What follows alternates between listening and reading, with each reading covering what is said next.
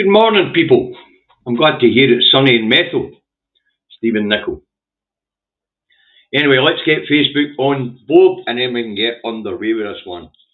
Now, there's some nonsense in the papers today that I wanted to debunk, so I'm going to hit you with some facts this morning, folks. What's interesting about it is the story that I want to debunk. None of the Scottish papers have touched it with a barge pole. Only the two rancid right-wing English rags touched this story this morning. Why have the Scottish papers not touched it? Well, because the Scottish papers know it's a lot of bollocks.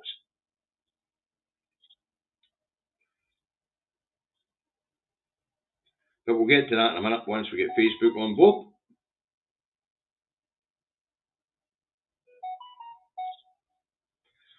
Okay, apparently I'm live on both now. Okay. So we'll just scroll down and we'll watch for the Facebookers coming in. We'll say good morning to a couple of people. C.L. Sutherland. Hi, Mark. Hi, Jeanette. Stephen Nicol. Alistair. I'm going the other direction. John O. Scott Hayes. Is that Haynes? Haynes. Lenny. And John Bell. Hi, John. We will since we've seen you in. Graham Thompson. Thomas. Lorna Shields. Good morning, Lorna. Scroll right down. Hi, Liebchen. Hi, Melanie. First of the Facebookers in the day, followed by my lovely friend, and another lovely friend actually, Jane Loveland. Who else we in? Jackie Taylor. Always puts a smile on my face, doesn't he, Jackie? Hi, Alex. Right, that's us doing it at the bottom again. Okay, where are we? We're almost at the 100 mark. Let's get this broadcast underway. Okay, hi, Mark Leslie this time. So it's Indy Truck Davy out the truck, not home, in his office in Salisbury, North Lancashire on the 7th of February 2025, where it's a chilly morning. It's just climbed up to 2 degrees, but as usual, the Met Office score it rang. Last night it was only supposed to get as cool as 0 here, and it made it down to -5, which means I've got problems when I go to work tonight because I didn't trade down the machines. But hey, one bridge. We'll get to that bridge when we cross it. First up this morning, folks, I'm going to put it up, is the Daily Fail. Now, I'm about to debunk this story. Real big style. Okay, so I'll put it up. Swinney defends SNP 1 billion 5-star prison. Well, guess what, folks? It's not a 5-star prison, and there's good reasons why the cost from the original estimate of 100 million quid in 2014 is now £1 billion. And I'm going to put these facts, and I told you yesterday what the factors were. The factors were Brexit. The factors were the pandemic. The factors were inflation. And of course, conflict in Europe. Now, I'll take this down. Now, increased material costs. We spoke about that yesterday. And I said the problem went up by 30-40%. But actually, I thought I better go and have a look and find out the truth, shouldn't I? So, how much have building materials gone up since 2014? Okay, here we go. Right, the UK imports building materials from, oh, that's the wrong one. We'll get to that one in a minute. Stop sharing that. We'll get to the right one. That is, I believe this is the correct one. According to available data, the cost of building materials in the UK have increased significantly since 2014, with estimates suggesting a rise of around 60% between 2015 and 2022, meaning a substantial increase from the 2014 baseline. This is largely attributed to factors like increased demand, supply chain disruption, and the rising prices of materials like steel and timber. overall increases 2015 to 2022. The cost of construction materials in the UK rose by approximately, get this folks, 60%. So that's just 60% onto that 100 million original cost right away. Okay, so there's 60% of that 100% increase in cost to a billion. There's 60% of it right there. Okay, so we'll stop sharing that. Now, what are the other factors we spoke about? Labour costs. Okay, so will we see how much labour costs have gone up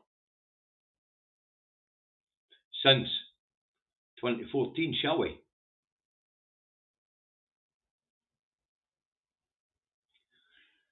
Okay, let's see what the Office for National Statistics say. According to data from the Office for National Statistics, since 2014, UK labour cost has seen a significant increase, with the whole economy and total labour costs, ULCs, rising around by 9.6% in 2022, primarily driven by inflation, of course, and the service sector, indicating substantial increase in labour costs compared to 2014 levels. So I said 10% yesterday, 9.6, that's no bad. So we can round that up. So there's 70% of the increase in costs of building this facility. 70%. Now, most building companies hire in the equipment when they need it, rather than purchase it outright. Shall we look and shall we have a wee look and see how much the cost of hiring construction materials have went up? Construction equipment have went up. So the hiring of building equipment has went up by, on average, 1.9% a year since 2014.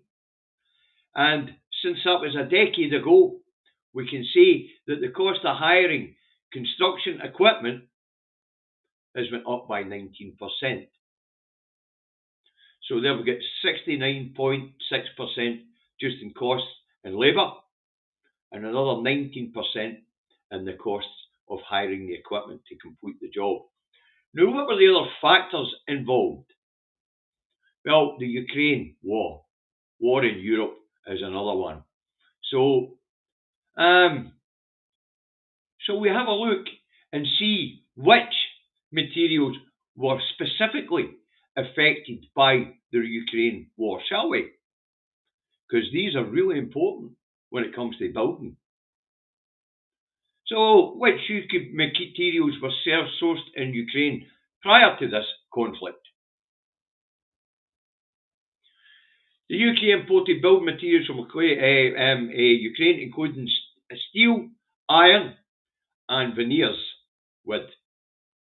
The war in Ukraine has affected the availability and cost of these materials, as well as other building materials such as concrete and that which we sourced there. But the main things that we got for Ukraine were steel, iron ore, and wood veneers, all vital in the construction industry. So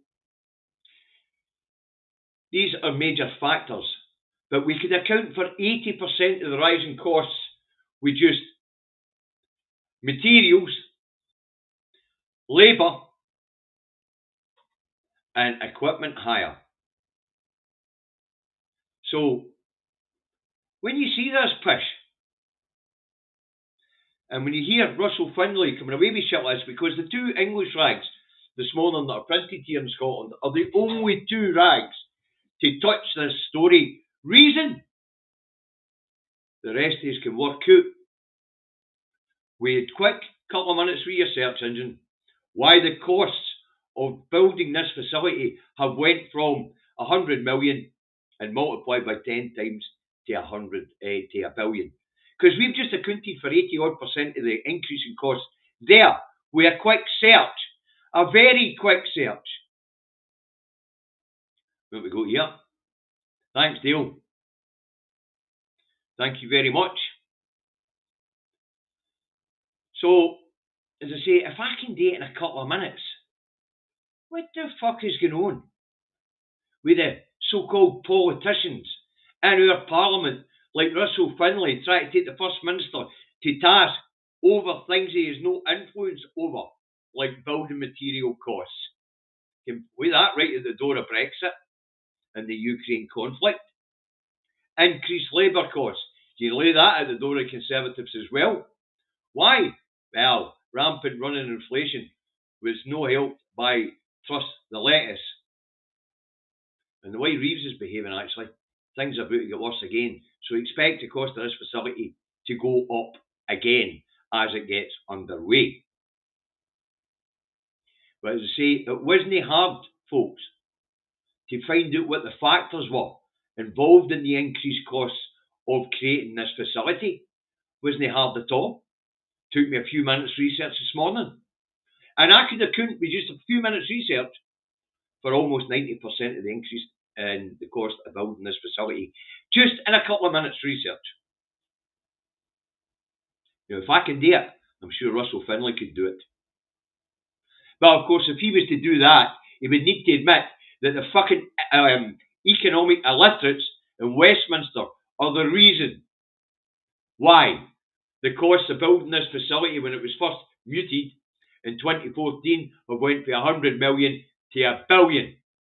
And every single one of these factors can be laid at the door of the Parliament 475 miles away from me in another fucking country. And yet here we are having to answer for this pish. Alright, next up this morning is the other loony right-wing rag, the Express. And it runs in the same story, the same nonsense, except for it says that the prison is a luxury resort for rapists and murderers. It's a basic, well laid out facility that meets modern standards. But unfortunately, the cost of construction has went through the fucking roof, as I have just proven with a quick search on my search engine. Could debunk the whole story. And there's a reason why it's only the two loony English rags, unionist English rags, that are running that story here in Scotland today. Because if a Scottish rag was to pull that stunt, they would get fucking pounded by the Scottish people. But English rags published in published in the London bubble, and then rewrote for Scotland with a unionist spin on it. Not much we can do about they fuckers. They don't care. But what's in they two loony rags doing that road today, the right wing fucking loony rags? Well, down in England today, the headline in the Daily Mail is New Era of Stagflation, and the headline in the other loony rag, the Express, is Reeves' wake-up call on putrid figures. And we'll get to that. But it's only here in Scotland that these two loony rags get away with printing shite like Swinney defends $1 billion 5-star prison. It's not a 5-star prison. It just makes modern prison standards. Which means, yep, there will be a TV in the room. There will be a toilet in the room. There will be a shower in the room. And there'll be single occupancy in the room. All modern standards for a facility where we keep people whose liberty we've taken away while we're trying to rehabilitate them into society. But this nonsense about a 5-star resort for fucking rapists and murderers, never heard so much crap in all your life. And I mean that, all your life.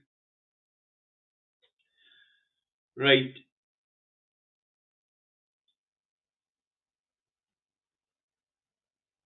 Okay, next up we have the National. What's the National got for us this morning? Let's have a wee look, shall we? We'll see what the National's got for us this morning. I like to put the National up. There it would be. Here we go. The National has Israel making preparations as Trump doubles down on Gaza's ethnic cleansing. By the way, relocating people against their will is also a form of genocide, as David pointed out yesterday, or it's covered under the Genocide Convention.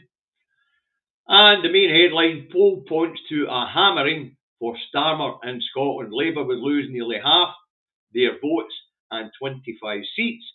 Resurgence sees SNP climb back up to 37 of the constituency seats at least. Oh, sorry, these are Westminster predictions. These are Westminster predictions. Labour would lose half their vote and 25 seats in Westminster, and the SNP would once again be the majority in Westminster from Scotland. That would be a good bet for independence to 2029. Right, Sarwar flounders in excruciating refinery jobs pledge interview. It's about time he was pulled to task about that. Sarwar promised the people of Scotland if they voted Labour,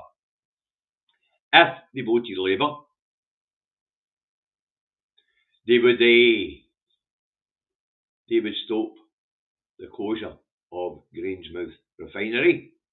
And as we know,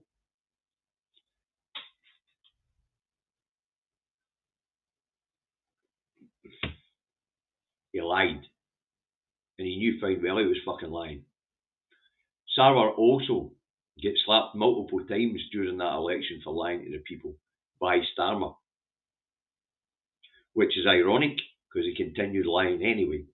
And the Scottish press continued to carry his lies. And when Starmer did contradict him, the Scottish press didn't correct it. The election here in Scotland was fraudulently won by Labour.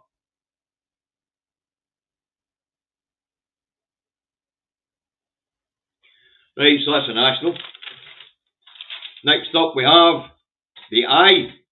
And what the Eye has is new growth and inflation warning piles pressure on Reeves to boost economy.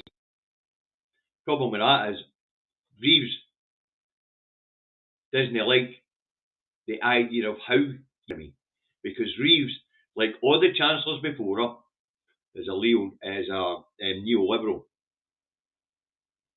and is wedded to neoliberal policies. So what she needs to do is invest in public services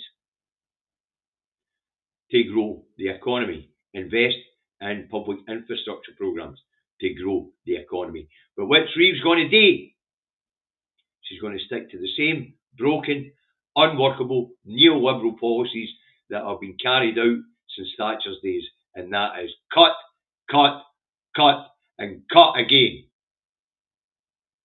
What they don't seem to understand is shrinking the state contracts the economy. Growing the state boosts the economy. Why? Because that would make the government the biggest procurer in the economy. Aye, John. We'll stick that up. Thanks, John. Good morning, David. And all your indie pals. Just wee help for the food banks. P.S. Starmer and Annas are both lying ball bags.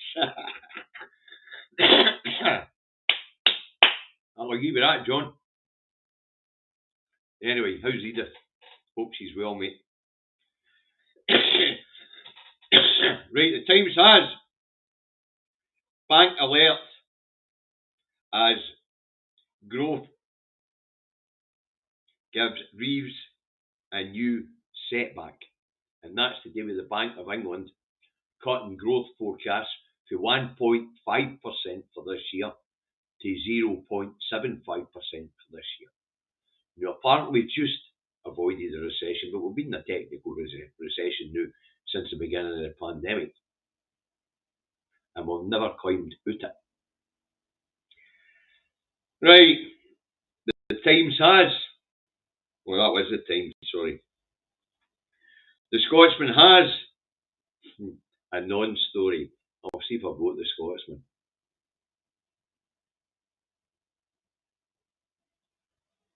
Should be here somewhere. Yep, here we go. Long overdue ferry facing further delays of 6 months. That's not the ferry company that's saying that. That's not the Scottish Government that's saying that. This is some Tory MSP called Graham Simpson, and he says the ship may not be ready. And Davy says the ship may be ready. Will the Scotsman print that story tomorrow? So no word for the shipyard on further delays, no word for the Scottish Government on further delays, but this guy says there may be further delays. There may be, or maybe it'll be ready to go into service before the 25th of September 2025 date. I don't fucking know. I've no crystal ball, and neither is this MSP. So why the fuck this story's being run by this rag, I have no idea. But they're back on ferries again. We'll take that down.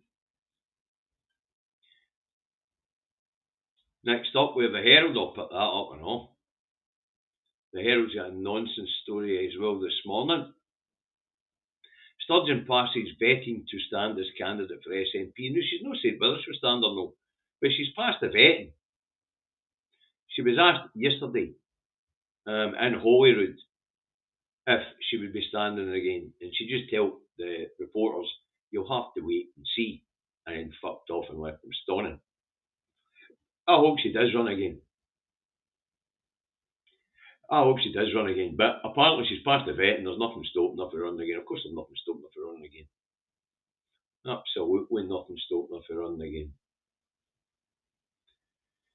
Righto. Next up, we have the Rancid, and it goes in a celebrity story. Woman accused celebrity chef TV's Gino faces sex pest claims. Seems to be going around. You having a bath, Charlie Cat? Seems to be going around. Every time you open one of these rags, there's a new celebrity scandal. Well, anyway, apparently Gino De Campo, I actually know who this one is because I like to eat and I like cookery, and I've seen a few of his programmes on the tube. Hi, Joan, from Australia. How are you this morning? I hope you're well. I think your sister's here somewhere in the audience. Right, so that was an answer. What's the Telegraph got for us this morning? The Telegraph's got a fucking stupid headline in it this morning. What's the Telegraph got? Let's put it up. The Telegraph says that bloated state is harming economy. Bloated state? The state's been fucking gutted to the point where it's skin and fucking bone. And any fat that is on it isn't actually fat, it's signs of malnutrition. Bloated state is hammering economy. Shows you how illiterate these fucking neoliberals are. Bloated state, the economy would be in good fucking condition. So it would. Sorry about that, folks. The economy would be in good nick. Because if I keep pointing out, large state, large procurement, private sector grows. Simple as that. Fucking economic illiterates. Right, so that was the Telegraph. The Scum also runs in a celebrity story. My Liam dreamed of ID renewal. And there was something in the Sun yesterday with somebody called Liam as well. And I remember this story now when I seen the ID1D thing. Because if I remember right, Uselot enlightened me on this story. I had no idea who this Liam was. I had no idea who 1D was until somebody said it was One Direction. And of course, I'm not totally out of touch with the world. I have heard the One Direction, I just didn't know who was in the fucking band. Anyway, apparently this guy passed away. Sure, he fell out of veranda, holiday resort or something, did they know? Thanks, Alistair. Thank you very much, folks. You've been here generous as usual. Right, so that was that's the Sun this morning. Let's get another celebrity story about a pop star that fell out. He fell off a balcony drunk or something like that in a holiday resort somewhere, if I remember correctly. And what can I say? The Star This one's for Alistair this morning, because Alistair, like myself, likes a good boffin. So what's the star got for us today? Shall we have a wee look? Shall we? The star. Here we go, folks. Always save the best till last. Just been to the gym for a full body cardio workout? Ha! Loser! Boffin says lazy gets live longer. I feel sorry for the poor Doug though. Any chance of a walk, Brian, as he's sitting with his chips and his beer. But apparently couch potatoes and lazy gets live longer. Yo! But the star being the star, it wouldn't be right without a second stupid headline of the day. And apparently the perfect boiled egg will take 32 minutes to boil. Don't fancy that. Don't fancy that at all. I'll have mine at the 4 minutes after the water starts boiling, thank you very much, and that gives me a perfect soft egg to go along with my toast, because I like to dip my toast into my yolk. And as the viewers here will know, boiled egg and toast is Davies' favourite breakfast. But folks, if you want to live long, become a couch potato. Drink beer and eat potato puffs or potato chips, apparently. Oh, and the other thing today is ignore the Doug. Leave that to the wife and kids to sort out. So there you go, Alistair. That one's for you this morning. The boffins are back for the day anyway. Last one. That's what the star should be. Every Friday should be a boffin day. So it should. I'm sure there's enough mental boffins out there and we go for it going right crap about every week. But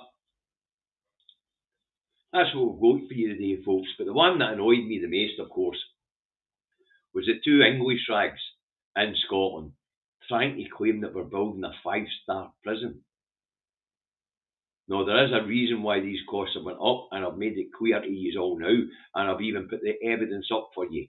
Cost of building materials up 60%, cost of labour up 10%, the cost of hiring building equipment is up by 19%. So we'll round that up to 20 and all. So there's 90% of the increased costs. The other 10%, the other 10% probably labour costs as well, because site managers, surveyors, specialists, they're all charging more for their time as well and their labour. The other thing is, things that we got for Ukraine, like steel, iron and copper, as well as veneer, the prices of these things have gone through the roof because of the conflict in Europe and Brexit. And of course, the increased cost of getting things shipped to the UK because of Brexit. So that'll all be battered in. For example, like when we were pouring the Forth Valley Hospital, even if you're using what they call a cast construction, just the price of the timber to build the shutters and the rebar to get in to the concrete, and the cost of the concrete, and the cost of transport to get the concrete there, I reckon that hospital would have cost 10 times more than it cost us to pour it back in 2012. 2011, 2012. In fact, it might even have been before that. But 2011, 2012, we poured that hospital. And that was on time and on budget, as most of Scotland's projects have been. You'll say, but the increased cost. See, the interesting thing was only the two loony rags, right-wing unionist rags, published here, English rags published here in Scotland, were the only two that touched this one with a barge pole, because the Scottish rags know that people like me are waiting on the wings just to have a wee look into why these costs have went up so much. Anyway, that's what I've got here for this week on the newspaper reviews, and that's what David and I have got for you for this week total. Unless something's really fucking nutty in the papers at the weekend, I won't be on. And if there is something really nutty in the papers on the weekend, you'll find a short on TikTok. Okay. Simple as that. But that's it for this week, folks. Thanks for your generosity. Thanks to the mods for moderating. And I say thank you all for watching in such high numbers. We'll be back today all Monday. You'll get me in the morning, then you get me in the other one in the afternoon, and you get the daily programme every morning, and David and I will be on next Thursday as well. So you lot, look after yourselves. Have a great weekend. Keep your eyes on the prize. Independence is the goal. Bye for now.